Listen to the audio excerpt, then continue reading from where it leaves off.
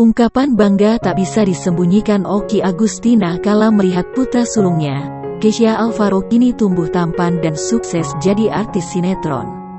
Ia pun menuliskan pesan haru kepada sang putra.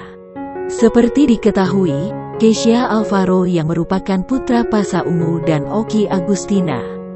Potretnya yang tampan seperti sang ayah membuat Kesha memiliki banyak penggemar.